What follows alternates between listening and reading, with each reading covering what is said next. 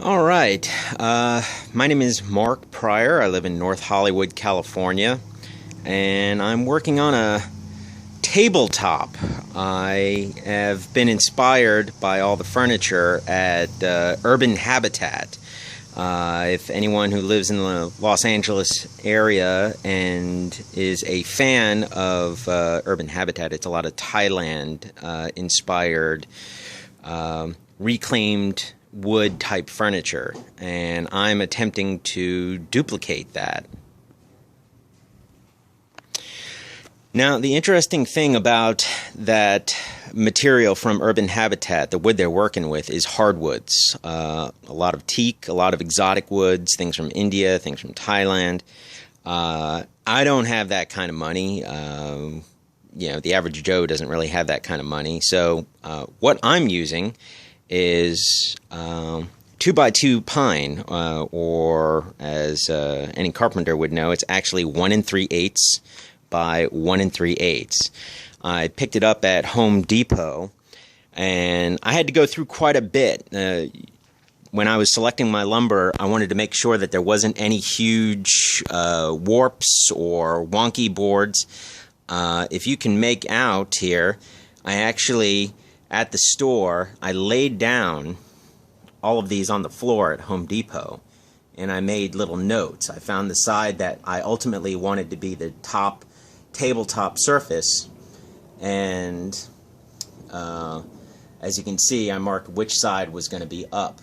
I also put little notes on there for a couple of pieces, and that's telling me that on those particular pieces I need to sand off a mill mark, because the mill actually stamped the side that I wanted. So definitely not going to look anywhere near authentic Thailand if it's got an American mill mark on there. So we want to avoid that. But whatever look you're going for, it's buyer's choice. I found a really great piece of pine. It's got this natural zebra striping in it, and again, the thing about Urban Habitat's furniture is it's the imperfections that kind of actually stand out, and the natural milling. So you can see here's the corner of the edge of the tree. This is where the bark started. So I mean, of course, you can totally use prime cut lumber and have no imperfections in the wood, but I'm of the school of thought that it's the imperfections that are really what gives this type of tabletop its character. So at this point now, I'm going to start sanding out all the surfaces here, any little mill marks, any little rough edges, and going to take out what I don't want. I'm also going to, as I go here, going to work on aligning these. I know which side is going to be the surface side, but I also want to make sure that if there is a slight bowing, I don't want two bowed pieces to fight each other. So I want to make sure those are spread out. Some bowing you can't get around. You have to work with it, and you have to spread those pieces out. So that's what I'm going to do. That's what I'm going to figure out. I'm not going to put this on a stand and give you the play-by-play here, because if you're into woodworking, you pretty much know how this is going to go, and you've seen sanding before on plenty of other videos. So I will check back in with you, and I will talk to you all in a bit. All right, bye. All right, so a couple of quick notes. Previously, I had misstated this lumber as 1 3/8 by 1 3/8, and I was wrong. It's actually 1.5 by 1.5, as is customary 2x2. What was throwing me off, what stuck in my head, was when I purchased these boards at Home Depot. If you look at the label here, I don't know why they label it 1 3/8 by 1 3/8, and that's what was the number that stuck in my head. So, for those of you who are said, "Oh, he doesn't know what he's talking about," I picked the right boards. I knew what I wanted. I just misspoke as far as what I was calling them because this is my first YouTube video, and so that's how that ended up being 1 3/8 by 1 3/8. So, getting back to sanding, not talking about sanding techniques or anything, but just as far as planning out my project here. One of the things I'm doing now, if you remember, I've marked the surface that I want with the red arrows. That's going to be the top, but I'm going along and I'm sanding the sides, not all the way down, but I'm looking for problem spots, things that might prevent me from getting a nice smooth finish. Anything that's protruding, anything that's a little proud of the surface, I'm looking to eliminate those with some 60 grit sandpaper, because ultimately this is all going to get put together with clamps and glued. So I want to make sure that I get rid of any obstructions that's going to prevent a nice flat surface to flat surface contact. Okay, so I will check in with you a bit later. Okay, so this is one of the things I was talking about here. This is on the side of what I have deemed the top. And so this is going to prevent me from getting a nice flat surface to flat surface adhesion between the next board when I glue these together and clamp them. So this is a little bit too much damage to sand out. So I have my Leatherman right here, and so I'm just going to cut this out. Okay. And that is about 1 minute worth of woodworking right there. The damage is gone, and I now have a nice flat surface that will glue to the next flat surface. Okay, so on to the next step. You may have noted from an earlier part of this video that there were some numbers along with the top designation. There was 1, 2, 3, 4. I actually had gone down the ends of these, and to achieve randomness, I just did 1, 2, 3, 4. And then I separated them into their respective groups. Now, the reason I did this is because, you know, it's just a lot easier than just picking out a board and say, hey, you're going to get this color and that color, and you're going to get that color. So there are a group of boards which I didn't even want to stain at all because, well, let's just face it, Mother Nature does some of the best work without you. So there's some great mineral deposits here, some watercoloring. I mean, I can't replicate that, and that'd be a shame to cover over that. So we're just going to leave that alone. But the rest of these, after I numbered them, I separated them into groups. So these are the 1s, the 2s, the 3s, the 4s. And so now they are going to get their individual stains, and then we will work on some randomness a little bit later. All right. So the next part of my project, I'm actually going to start working on the legs. And for the legs, I've chosen 4x4 redwood. I also have a piece of 2x4 redwood, which I will use for another part of my project. But what I'm working on right now, what I'm about to do is I'm going to do some bleaching. I mixed a bleach solution of 1 part bleach to 5 parts water, and I just want to kill this mold because I do not want to start sawing and sanding this and putting this in the air and then start breathing this in.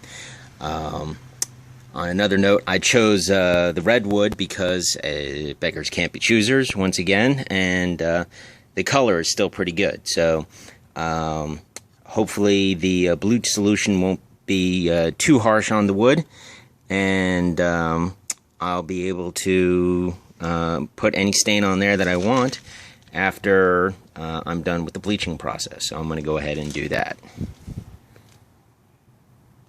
Hey, So what you're looking at here is I have just finished sanding and all of the wood that I have stained. And as you can see, I've got a lot of cool colors here. I've got kind of a honey, and then I've got a light walnut and mixed in with a dark walnut, and then I've also got kind of an amber. And then just to make this tabletop really pop and to get the conversation going, I also took one board and I wanted to do this stain is Cabernet. And so I think that'll be a nice little conversation starter. So hopefully that will make the piece. And then just another note here. On these boards that I said I wasn't going to stain, technically they did get a stain. I just used a stain that was quote-unquote natural color stain. And the whole point of that is for when all of this gets a coat of polyurethane, it's all going to react the same way with the polyurethane, as opposed to all of these being stained and then all of these being unstained, and then it's going to come out with a weird uneven finish, and I might have to sand some more of the side that's got polyurethane, or the side that's got, if it had no stain, I would have to sand that more, as opposed to now it has a stain, and so I won't have to sand it any more than the rest of the boards. So that's where I'm at right now. The legs that I showed you earlier, they're still drying, so I am actually about to put some color on this. And you would say, I can't believe you're going to cover over that. Well, I'm actually going to, in parts, cover it with a few different colors, a few strips here. Again, the whole point of this is that it's going to look like reclaimed wood. And so I'm actually using just some paints around the house. I picked up a couple of sample paints. You're not going to need a whole lot of paint if you want to do this. Remember, the whole point is you're painting a strips, and then you're going to be sanding it back so it looks like the wood was used somewhere else, and then you can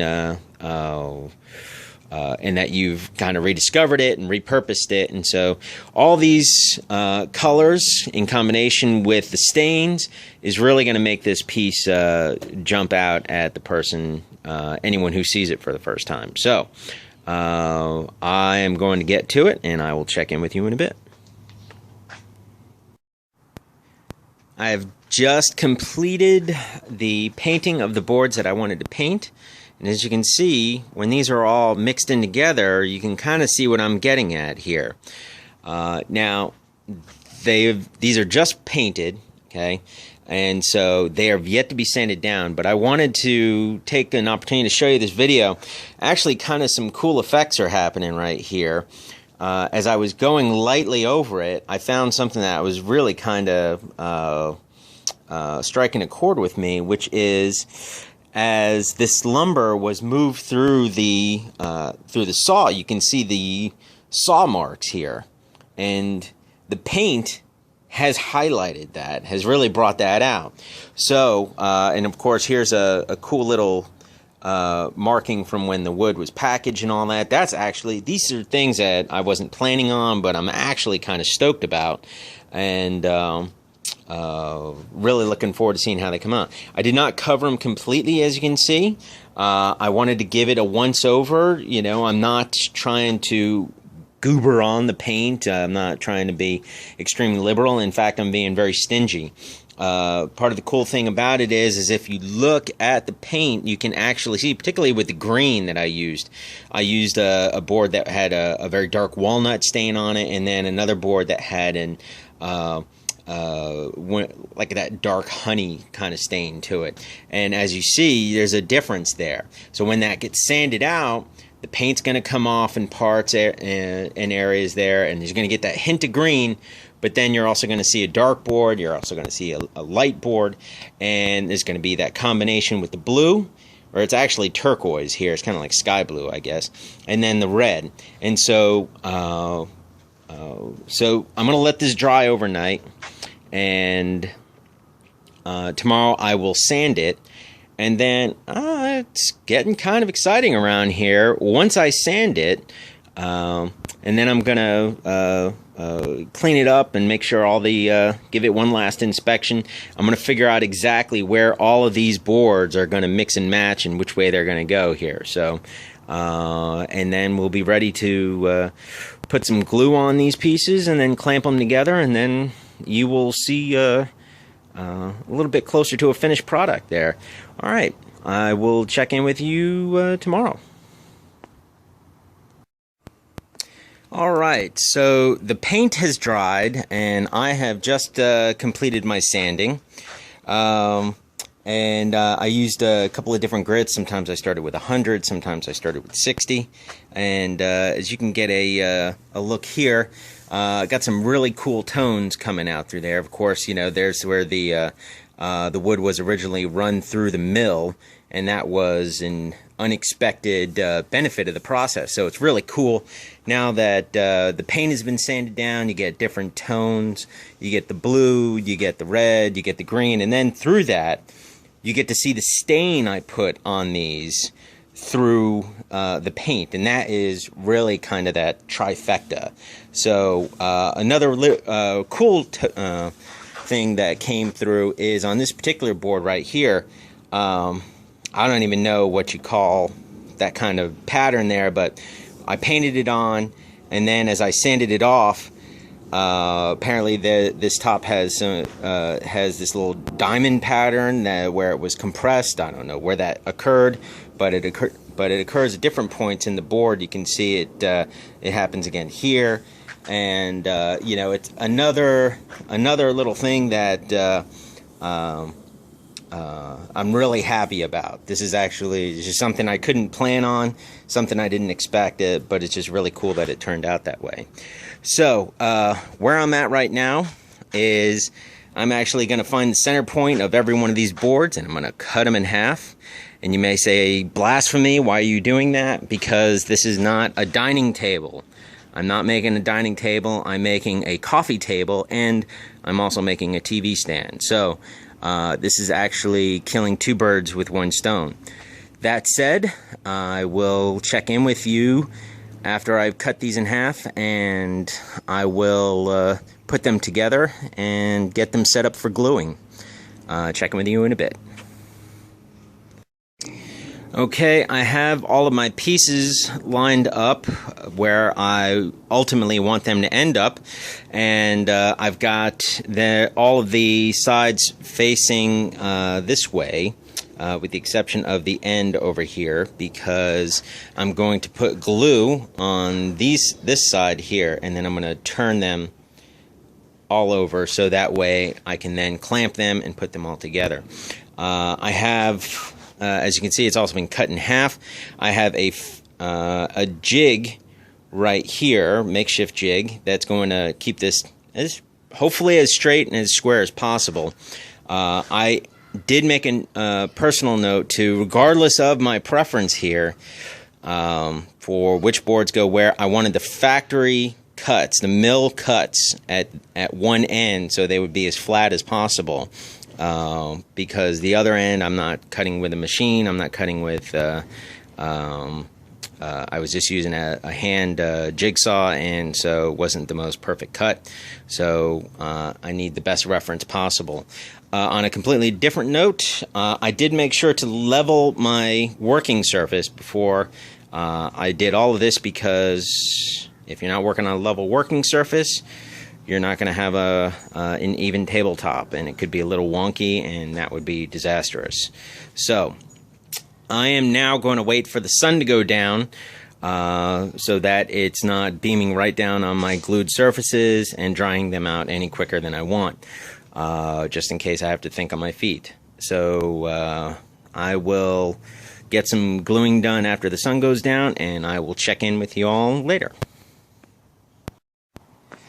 Alright, what you're looking at here is my tabletop, and this is how I got everything nice and straight. So I began, once the glue was applied, I put everything together. I got all the surface sides up, and then I laid down these strips of 2x2 so that I could have points that focus the pressure to keep any boards that were had a little bit of a warp or a wonkiness or anything. I wanted to force them down. I laid down this piece of plywood, and then I put as much weight as I could find on it, and so that hopefully kept everything straight.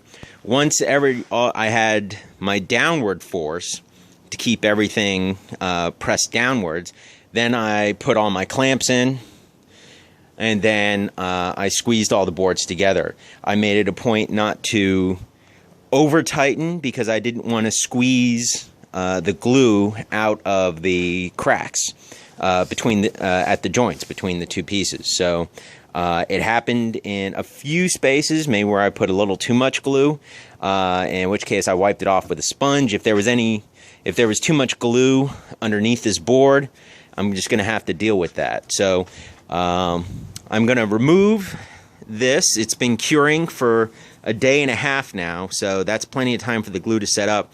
I'm going to take the wood off. I'm going to take the strips off. I'm going to leave the clamps on, and I'm going to get a look at what I have here. Well, after doing an inspection, I found that everything came together just like I wanted it to. However, there were a few points at which, just because the wood may have had some imperfections in it and I didn't properly plane down each and every side, there's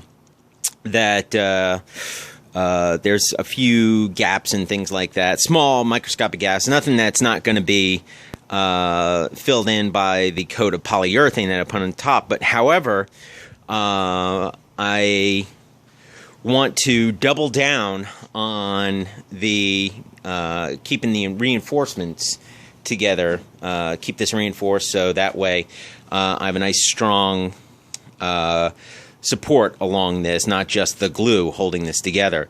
So what I'm going to do, or what I have done, part of the game plan is I'm going to lay down a strip that's going to go along the bottom, and I'm going to screw each one of these individual pieces into a strip that goes underneath it. So with that in mind, I'm going to get to work on that, flip this over, and we'll be right as rain. Check in with you in a bit. So as you can see, I have flipped over the tabletop, and I have put on this 1x2 strip. I laid down a bead of carpenter glue underneath this, and every single board got a screw, 1 1/4 inch screw, all the way across. I put a little bit of a 45-degree bevel and on each side, so it's a little concealed at the end, and you don't have an abrupt little support showing at the edge of the table. And that's where I'm going to leave that to dry and cure overnight. Once that cures overnight, I'll be able to take the clamps off tomorrow and continue working on the tabletop. For right now, I'm going to work on the legs a little bit. They need quite a bit of sanding, and I will get back to you later. Okay, so here we are. All the vices are gone, and what I ended up doing is I took a circular saw and ended up giving myself, at least, maybe it might be a little wavy, but it's all one smooth edge. I sanded it down from 60 to 100 to 150 grit sandpaper, so I have a nice smooth edge here. And I have to admit, I lost a little bit more than I wanted to. I started off with a circular saw and a jig, and that didn't work out. And then I tried to do a jigsaw, and that didn't work out. So I had to cut off more than I wanted to. I ultimately lost an inch of length on my tabletop that I really wish I hadn't lost. But, you know, so goes it. When you don't have all the tools, you do the best with what you can. So I'm going to sand down the other side, and then I'm going to move on to the next step. Alright, that looks pretty good in the sun there. I have just sanded all the edges, and I also got out my little rotary tool, and I surgically removed any beads of glue that came up between the two joints. I wanted to get those out of there because the polyurethane would not adhere to those surfaces, so I tried to sand those out as best I could. Now what I'm going to do is I'm going to create some uniformity, and I'm going to go along this with a very dark stain all the way around, and that's going to be my edge, and I will come back to you after that. Check in with you in a bit. Alright, what I have done here is I have taken a 1/4 inch rounded bit and run a router all the way around the corner top. So I have this cool black dark brown walnut stain band that's running all the way around the table, and then I have this whitish band that's separating the tabletop surface from the side, and I really like how it came out. You know, these borders are what's really going to tie the entire piece all together. You can see that it came out kind of wobbly along the top. That was to be expected from my end. I knew it wasn't going to be a perfect finish, but the fact that there's these rounded little white tips on the end, and then it's all dark brown on the end, really ties this all together for me. So I'm happy with it. Everybody's personality is a little bit different, but again, the whole point is it's these little imperfections. You can see where you know, where there's maybe been some chips, and of course I wanted that that rough edge right there. And you see this rough edge right here. Those are things that really add to the character of the tabletop. So from here, I put a natural color stain on the routed edges, because again, when I put a coat of polyurethane on it, I want every surface to be equal. So so I'm going to let that cure overnight, and tomorrow this is going to get ready to be getting a coat of polyurethane. For the rest of today, I'm going to take that pile over there and start making the tabletop for my TV stand. So I'm going to get on that, and it's not going to be as wide as that. It's only going to be about 18 inches wide, 48 inches. 48 inches wide, and then 18 inches deep, because it's going to be against the wall. So I'm going to get on that, and I will check in with y'all later. Alright, so this is going to be the top of my TV stand. I had to be a lot more selective with the boards, because it was only going to be 18 inches deep.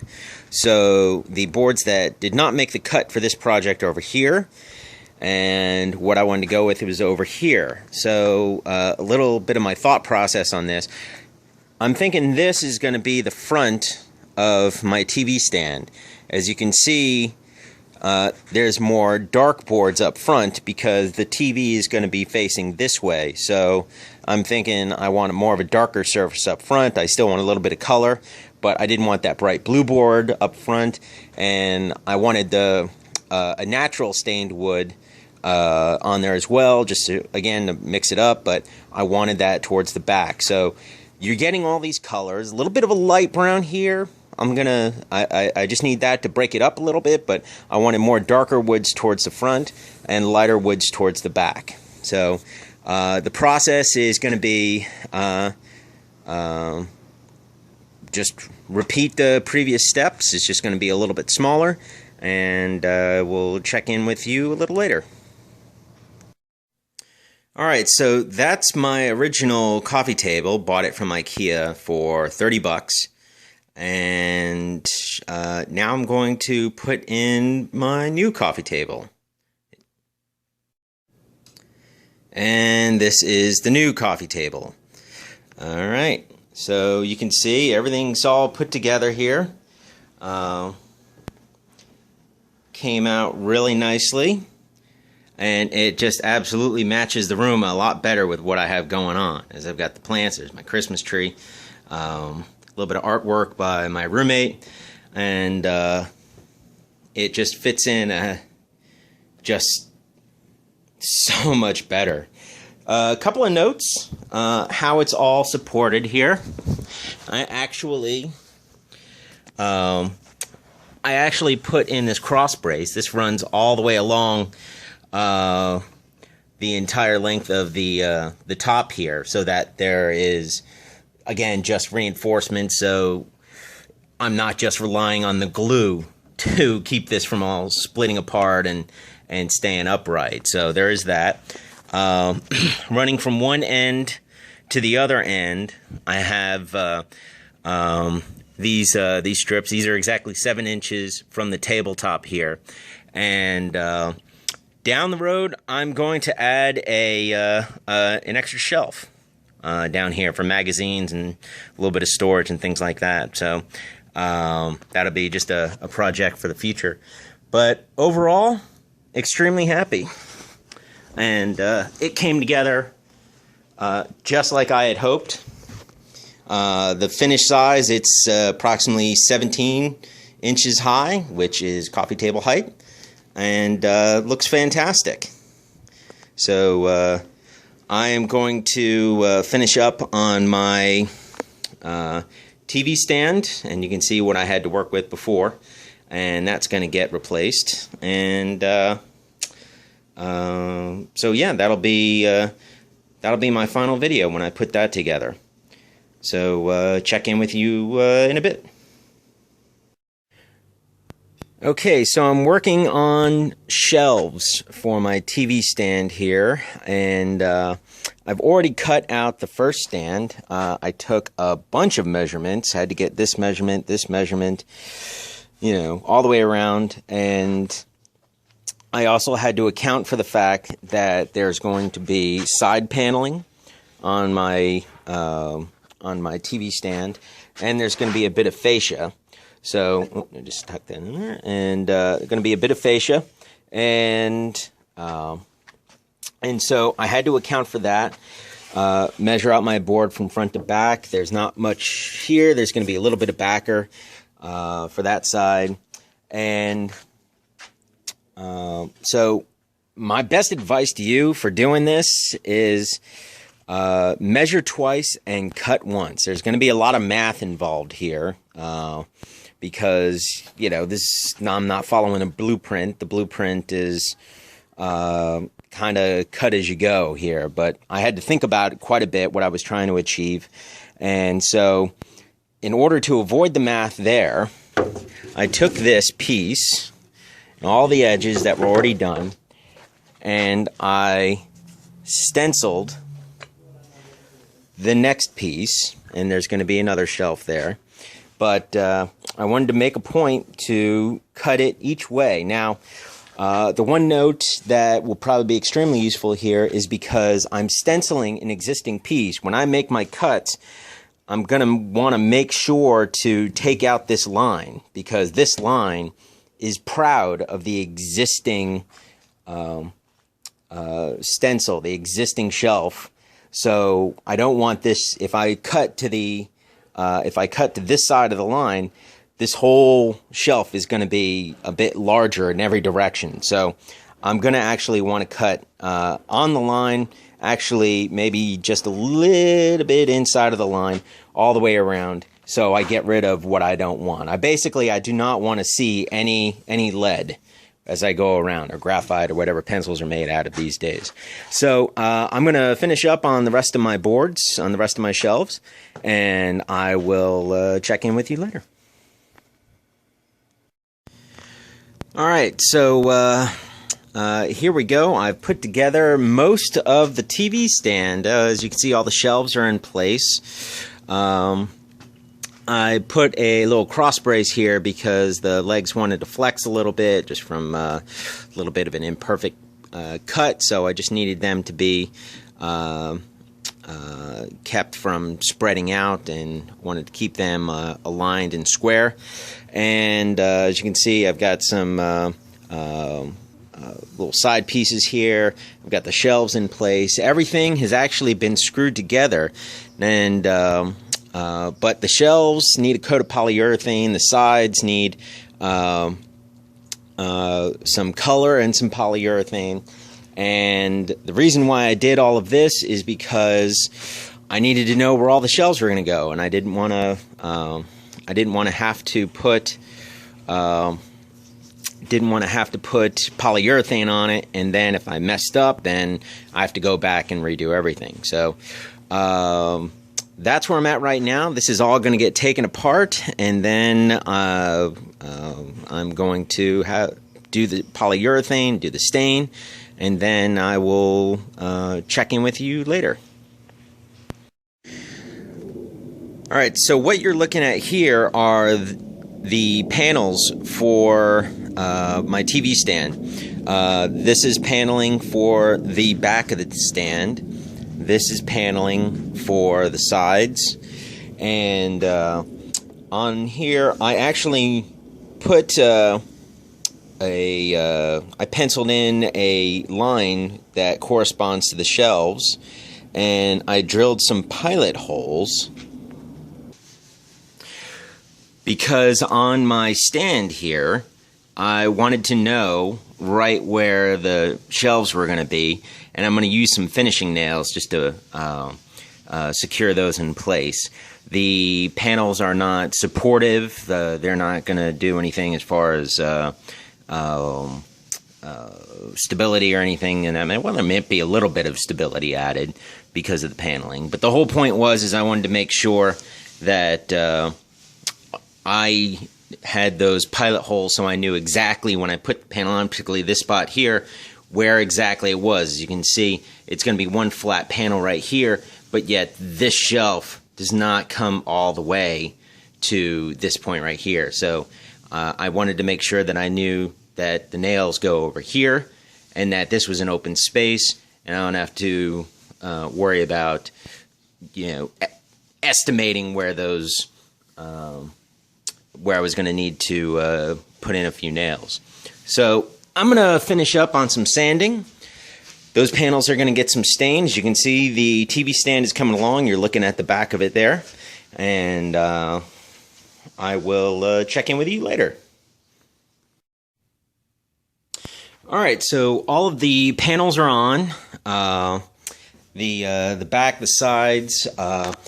I added this little bit of a material what's called duvetine, used a lot in the show business industry, and that's so my cables can pass here, and then that just drapes over the back and looks kind of pretty. And so as you can see, I did mix it up just a little bit here. You can see the finish. I purposely stained this with more of a honey color, left the mill mark there. And I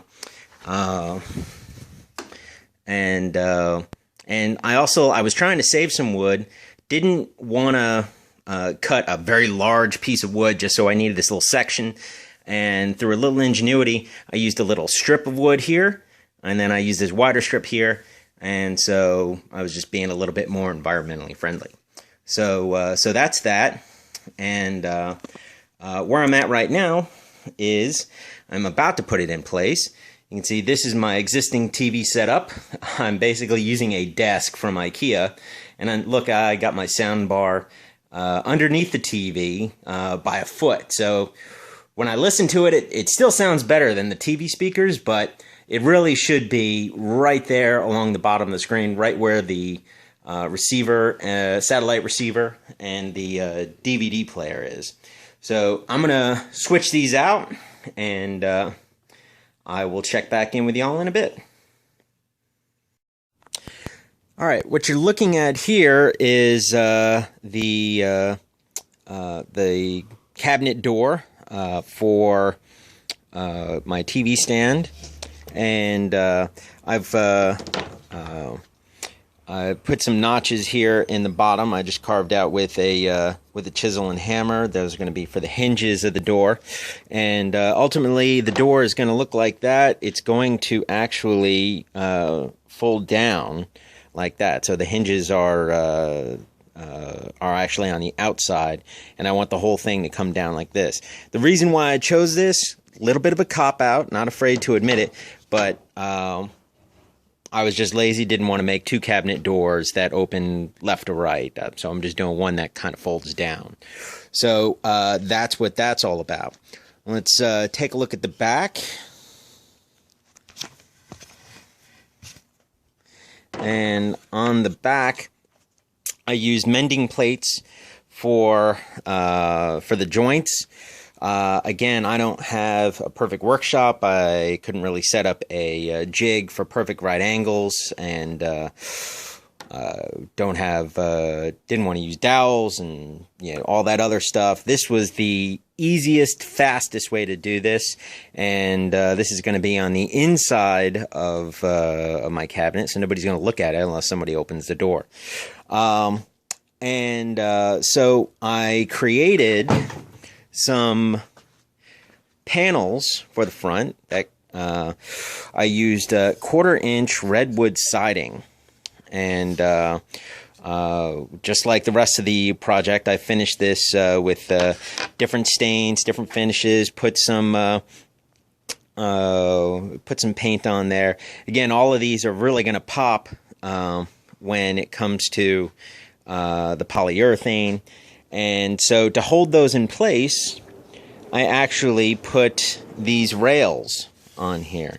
So if I'll spin this around one more time, and if you look, you can see there's a little lip, and I'm going to use carpenter's glue right along this lip here, and that's going to hold all those panels in place.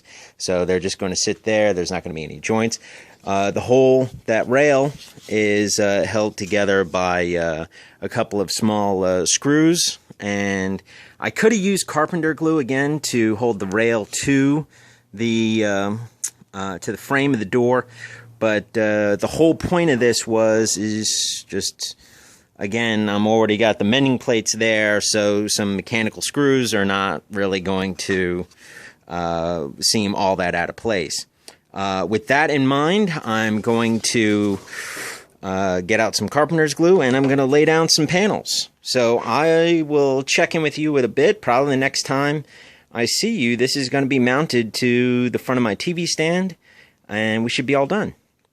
All right. All right, the TV stand is done. And I have put the front door on with all of its paneling and its various finishes.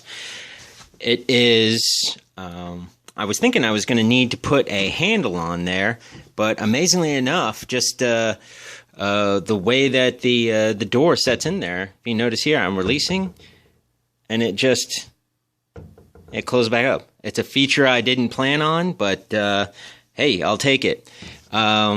So a couple of hinges mounted there and there, and I polyurethaned the back, so now it's all nice and dark inside, and voila. So there's the TV stand, the matching coffee table, and I am done. Thank you very much for watching my YouTube video. It's been a great little journey here, and wish you luck in trying the same at your end.